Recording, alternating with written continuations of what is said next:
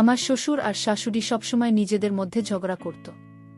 খুব ছোট ছোট বিষয় নিয়ে তারা নিজেদের মধ্যে বাচ্চাদের মতো ঝামেলা করত। আমার শ্বশুর আর শাশুড়িকে সবসময় বলতো, তুমি আমার কোনো কিছুই না, তুমি আমার ঠিক মতো সেবা যত্ন নাওনি।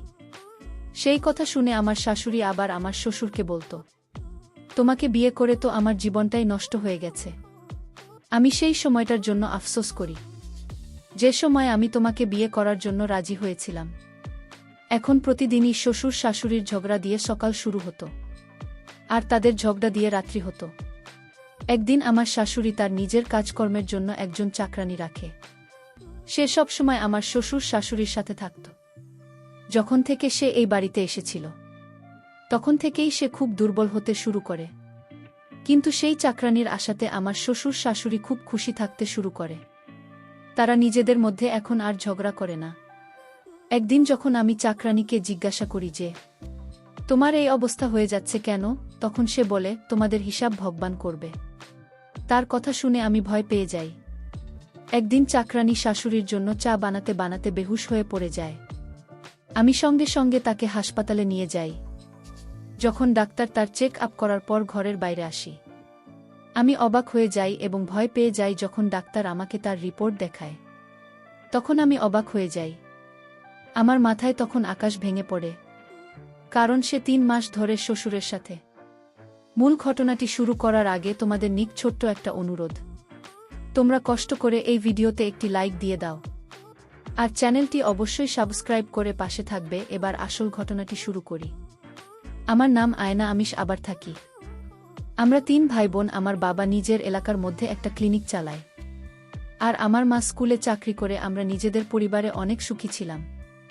মা সবসময় চাইত তার ছেলের জন্য একটা সুন্দর বউ নিয়ে আসবে, কিন্তু আমার বাবা বলতো যে আগে মেয়ের বিয়ে দিয়ে দেওয়া উচিত, ছেলের বিয়েতে যখন খুশি হয়ে যাবে।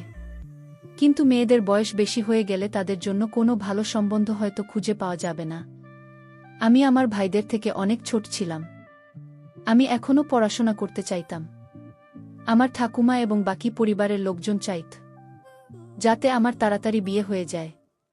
এমন নয় যে আমি তাদের উপর অনেক বোঝা হয়ে গিয়েছিলাম। আসলে তারা আমাকে অনেক বেশি ভালোবাসত।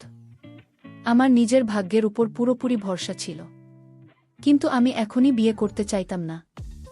আমরা মধ্যবিত্ত পরিবারের মানুষ হলেও আমরা নিজেদের মধ্যে অনেক খুশি ছিলাম। আমার ঠাকুরমা আমার হাতে ঝাড়ু ধরিয়ে দিয়ে বলল, এখন থেকে বাড়ির কাজকর্ম করা শুরু করে দাও। শ্বশুরবাড়িতে গিয়ে সমস্ত কাজই তো তোমাকে করতে হবে। মাত্র স্কুলে চলে যেত আর ঠাকুরমা আমাকে দিয়ে বাড়ির সব কাজ করাতো। বেশিরভাগ সময় আমাকে দিয়ে রান্না করাতো। আমার ঠাকুরমা সম্পর্ক অনেকটা চোর পুলিশের মতো হয়ে গিয়েছিল। ঠাকুমা আমার কাজে ফাঁকি দেওয়ার গল্প বাকিদের শোনাতে, আর আমি সেই সমস্ত কথা শুনে লজ্জিত হতাম। এখন আমার জন্য অনেক গিয়ে সম্বন্ধ আসতে শুরু করে।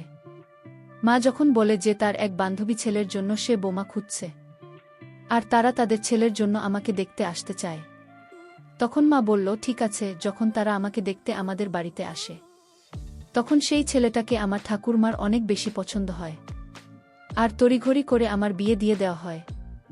বাবা মার থেকে আলাদা হয়ে যাওয়াটা খুব সহজ কাজ নয়। একজন মহিলা সারা জীবন অনেক পরীক্ষার মধ্যে দিয়ে যায়। বিয়ের সময় আমার ঠাকুরমা আমাকে অনেক বুঝিয়েছিল, একজন বুদ্ধিমতী মহিলার সংসারকে স্বর্গ বানিয়ে দিতে পারে। মহিলার মধ্যে সহনশক্তি এবং আদবকায়দা হওয়াটা খুব জরুরি, তবে সংসার এবং ঘর সুখের হয়। আর সবথেকে প্রয়োজনীয় কথা হলো নিজের স্বামীর মন জয় করে চলা। আমার স্বামী খুব বুদ্ধিমান মানুষ ছিল। সে শাড়ি এবং গান ভীষণ পছন্দ করত। আমি তাকে অনেকবার তার পছন্দের কথা জিজ্ঞাসা করলে সে বলতো, আমার বুদ্ধিমতী হবে, আর আমি যেমন চাইবে সেভাবেই চলবে। কিন্তু আমি একদমই তার মনের মতো ছিলাম না। আমি শাড়ি ও গান কোনোটাই পছন্দ করতাম না। আমার নতুন নতুন বিয়ে হয়েছে, তাই সেই পরিবেশে মানিয়ে নিতে আমার অনেকটা বেশি সময় লাগছে। আমার শ্বশুরবাড়ির লোকজন অনেক ভালো ছিল। আমার শাশুড়ি সবসময় নিজের কাজ নিয়ে ব্যস্ত থাকত। আমাকেও খুব একটা বিরক্ত করত না, এবং আমাকে আমার নিজের কোনো কাজ করা থেকে আটকাতে না। আমার যা ইচ্ছা হতো আমি তাই করত। আমার শ্বশুর শাশুড়ির মধ্যে প্রায় দিনই ছোট ছোট বিষয় নিয়ে ঝগড়া হতো, কিন্তু তারা আমাকে কোনোদিন কেউ কিছু বলতো না। আমার যখন মনে হতো আমি ঘুমোতে যেতাম। আবার যখন আমার মনে হতো তখন আমি উঠতাম বাড়িতে। যখন একা থেকে আমি বিরক্ত হয়ে যেতাম তখন শাশুড়ির কাছে গিয়ে বসতাম, তার সাথে অনেক গল্প করতাম। সেও আমাকে অনেক গল্প শোনা। কিন্তু আমি লক্ষ্য করেছিলাম আমার স্বামী আমার সাথে খুশি নয়। সব সময় কোনো না কোনো বই পড়ত, বাগান শুনত। আমি তার সাথে কথা বলার চেষ্টা করতাম, যখন তখন শুধু এই একটাই উত্তর দিত, আমি অনেক বেশি কথা বলতাম। আমার বাড়ির লোকেরাও আমার এই অভ্যাসের জন্য অনেক বেশি চিন্তিত ছিল। আমার বিয়ে হয়েছে 4 মাস হয়েছে। আমি একদিন আমার স্বামীকে বলি, যখনই আমি তোমার সাথে কথা বলতে চাই তুমি শুধু হ্যাঁ বা মাথা নাড়িয়ে আমার কথার উত্তর দাও। তুমি কি আমার সাথে কথা বলতে চাও না? তোমার কি আমার সাথে কথা বলতে ভালো লাগে না? আমিও চাই আমার স্বামী আমার সাথে ঘন্টার পর ঘন্টা কথা বলুন। তুমি কালকে আমাকে মার্কেটে নিয়ে যাবে, আর আমার কোনটা কেনাকাটা করার আছে? তোমার তো সব কিছু খেয়ালই থাকে না। যে বুকে কোথায় ঘুরতে নিয়ে যেতে হয়, তাকে কোনো রেস্টুরেন্টে খাওয়াতে নিয়ে যেতে হয়। আমি এসব কথা বলে যাচ্ছিলাম, কিন্তু আমার স্বামী কোনো উত্তরই দিচ্ছিল না। তারপর হঠাৎই আমার স্বামী রেগে গিয়ে আমাকে বলে, ব্যাস চুপ করো, আর কত কথা বলবে? আমি তার এই কথা শুনে চমকে যাই। আমি অদ্ভুতভাবে তার দিকে তাকিয়ে থাকি। আমার যেন কেমন ঝটকা লাগে। কিছুক্ষণ পর আমি নিজেকে স্বাভাবিক করে বলি, আচ্ছা ঠিক আছে, আমি আর বলবো না। তখন আমার স্বামী বলে, না না, তুমি থামবে কেন? তোমাকে আর চুপ করে আমার উপর দয়া করতে হবে না। তুমি তোমার মতো কথা বলেই যাও। তুমি তো আমার জীবনটাকে নরক বানিয়ে দিয়েছ। তোমার সাথে কথা বলবো? আমার তোমার মতো ফালতু কথা বলার এত সময় নেই। আমি কিছুতেই বুঝতে পারছিলাম না আমার স্বামী কেন আমার উপর এত রেগে গেল। বাবা মা একটু তাড়াতাড়ি আমাকে বিয়ে দিয়ে দিয়েছিল। আমার বয়স তখন সবে 19 বছর। সেদিন আমার মনটা পুরোপুরি ভেঙে যায়। ভাঙা মনে আমি চিন্তা করতে থাকি, আমি আমার স্বামীর সাথে কি এমন করলাম যার জন্য আমার স্বামী এত রেগে গেল? আমার তো সবসময় একজন আদর্শ বউ চাইতো। আমি মনে মনে ভাবলাম, হয়তো আমি তার আদর্শ বই, সেজন্য সে আমার সাথে এরকম ব্যবহার করছে। কিন্তু তারপরেও আমি তাকে জিজ্ঞাসা করতে চাইতাম, যখন সে আমাকে পছন্দ করে না, তবে আমাকে দিয়ে কেন করলো? আমার অনেক কান্না পাচ্ছিল। আমি আমার শাশুড়ি মায়ের অনুমতি নিয়ে আমার বাবার বাড়ি চলে গেলাম। বাবার বাড়ি এসে দেখি সেখানে শুধু ঠাকুরমা ছিল। আমি তার গলা জড়িয়ে ধরে অনেক কান্না করি। আমি তাকে সব ঘটনা বলে দিই। সে কিছুক্ষণ চুপচাপ থেকে আমার সব ঘটনা মন দিয়ে শুনে আমাকে বলে, দেখো, সংসার তৈরি করা এত সোজা কাজ নয়।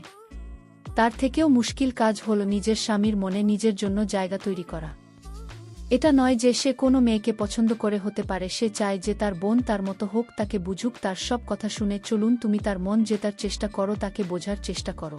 তারপর দেখবে তোমার স্বামী তোমার পিছনে পিছনে ছুটছে। ঠাকুমার সব কথা আমি বুঝতে পেরে গিয়েছিলাম। সেজন্য পরের দিন আমি আবার নিজের শ্বশুরবাড়িতে ফিরে আসি। শ্বশুরবাড়িতে ফিরে সে ঠাকুমার বলা কথা মতো আমি সমস্ত প্ল্যান করা শুরু করি। কিন্তু যখনই আমার স্বামীর বলা কথাগুলো আমার মনে পড়ত, আমার চোখে জল আসতো। বাড়ি ফিরে আমার শাশুড়ির সাথে দেখা করার জন্য যখন আমি শাশুড়ির ঘরে যাই, সেখানে গিয়ে দেখি আমার স্বামী সেখানে বসে আছে। আর তার মাকে বলছে, মা, আয়না শুধু বিয়ে পাশে কিছুই জানে না। সে কোনো আদব কায়দাও ঠিক করতে জানে না। তুমি এত কম বয়সী একটা মেয়েকে কেন আমার সাথে বিয়ে দিলে? আমি তোমার ছেলে। আমি ভেবেছিলাম যে তুমি আমার পছন্দের কথা মাথায় রাখবে। আমার পছন্দমতো আমার জন্য একটা মেয়ে খুঁজে বের করবে। কিন্তু তুমি তোমার পছন্দের কোনো খেয়ালই। এই কথা বলে আমার স্বামী নিজের কথা অসমাপ্ত রেখে দেয়। আমার শাশুড়ি বলে, তুমি তো আমাকে ভয় পাইয়ে দিয়েছিলে। আমি তো ভেবেছিলাম তুমি আমাকে আরও অন্য কিছু হয়তো বলবে। আসলে আয়নার মা আমার অনেক উপকার করেছে, যে উপকারের দিন আমি কখনো শোধ করতে পারবো না। যদি আয়না কম শিক্ষিত, কি হয়েছে? তুমি তাকে আরও বেশি পড়িয়ে নাও। তাকে সময় দাও, তাকে বোঝো। তার এখন বয়স কম। তুমি তাকে যেভাবে বলবে সেভাবেই চলবে। আর শুধু পড়াশোনা দিয়ে তো সংসার চলে না। সংসার চালানোর জন্য বাড়ির বউকে বুদ্ধিমতী হতে হয়। সমস্ত সম্পর্কে ঠিকঠাকভাবে আঁকড়ে ধরে রাখতে জানতে হয়। বড়দের সম্মান করতে জানতে হয়। তুমি তার সমস্ত বলগুলো ছেড়ে দিয়ে তার ভালোটা খোঁজার চেষ্টা করো। তাকে ভালোবাসার ভালো গুণ খুঁজে বের করার চেষ্টা করো। আমার স্বামী তার মা এই সমস্ত কথা মাথা নিচু করে চুপচাপ বসে শুনছিল। আর আমার শাশুড়ির এই সমস্ত কথা শুনে তার প্রতি সম্মান আমার আরও বেড়ে যায়। আমার শাশুড়ি অনেক ভালো মহিলা ছিল। আমার মা সবসময় বলতো তোমার শাশুড়ি খুব ভালো মানুষ। সে তোমার সাথে কোনো ভুল কিছু হতে দেবে না। তার নিজের সাথে অন্যায় হয়েছে। সে একজন ভেঙে যাওয়া মানুষ। তুমি সেই মানুষটাকে যত বেশি ভালোবাসবে সে তোমাকে তার দ্বিগুণ ভালোবাসা ফিরিয়ে দেবে না। জানি শাশুড়ি কোনো উপকারের কথা বলছিল। যাই হোক, এখন আমার স্বামীর ব্যবহারে অনেক বদল এসেছে। একদিন সে আমাকে কলেজে নিয়ে যায় এবং ভর্তি করিয়ে দেয়। সে নিজের বলা কথায় অনেক লজ্জিত ছিল। আমি ঠাকুমার বলা কথা মতো সব প্ল্যান করতাম। আমি তার মনের মতো হওয়ার চেষ্টা করতাম। সময়ের সাথে সাথে আমার স্বামী আমার কাছে আসতে শুরু করে। কিন্তু যখনই আমি তাকে পুরনো কথাগুলো মনে করিয়ে দিতাম তখন সে আমার কাছ থেকে ক্ষমা চাইত। আমি বুঝে গিয়েছিলাম আমার স্বামী একজন ভালো মানুষ, শুধু সে একটু বেশি রাগী। আমার একজন নন, আর একজন দেওয়া ছিল। কিন্তু আমার সময় যাওয়ার সাথে সাথে আমার শরীর দুর্বল হতে শুরু করে। আমি শাশুড়িকে বলে কিছুদিনের জন্য বাপের বাড়ি গেলাম। বাড়ি থেকে কিছুদিন পর ফিরে এসে দেখলাম শাশুড়ি তার নিজের কাজের জন্য একজন চাকরানী রেখেছে। সে অনেক গরিব ছিল। সবসময় আমার শ্বশুর শাশুড়ির ঘরে থাকত। তাদের ঘরে ঘুমন্ত আমার শ্বশুর শাশুড়ি এখন অনেক খুশি ছিল। এখন আর তাদের মধ্যে আগের মতো ঝগড়া হয় না। কিন্তু যখন থেকে সেই চাকরানী আমাদের বাড়িতে এসেছে তখন থেকে সে অনেক দুর্বল থাকতে শুরু করে। একদিন আমি সেই চাকরানীকে যখন জিজ্ঞাসা করি তখন সে কাঁদতে কাঁদতে বলে, তোমার শ্বশুর শাশুড়ির হিসাব ভগবানকে একদিন দিতে হবে। তার কথা শুনে আমি ভয় পেয়ে যাই। আমি ভয় পেয়েছিলাম এই ভেবে যে তার অভিশাপ আমার না লেগে যায়। কিছুদিনের মধ্যেই সেই চাকরানী আরও শারীরিকভাবে অসুস্থ হতে থাকে। তার শরীর হলুদ হয়ে যায়। সে যখন হাত তখন তাকে দেখে এমন মনে হতো যে সে যেন এখনই পড়ে যাবে। সেদিন শাশুড়ির জন্য চা বানাচ্ছিল, তখন সে মাথা ঘুরে পড়ে যায়। আমি তাড়াতাড়ি তাকে হাসপাতালে নিয়ে যাই। ডাক্তার চেক আপ করে যখন ঘরের বাইরে আসে তখন চাকরানীর রিপোর্ট দেখে তো আমার হুঁশ উড়ে গেল। কারণ চাকরানী মা হতে চলেছে। তাহলে এটা কিভাবে সম্ভব? পরে যখন চাকরানীকে জিজ্ঞেস করা হয় তোমার সাথে এমন অন্যায় করেছে তখন চাকরানী কেঁদে কেঁদে বলল, এসব তোমার বাবার জন্য হয়েছে। আমার শ্বশুর যে এমন হতে পারে তা আমার কল্পনার বাইরে ছিল। শ্বশুর তখন তার ছেলের কাছে ভুল স্বীকার করে এবং ক্ষমা চায়। কিন্তু তার ছেলে বলল, আমার এমন ভাবার প্রয়োজন নাই।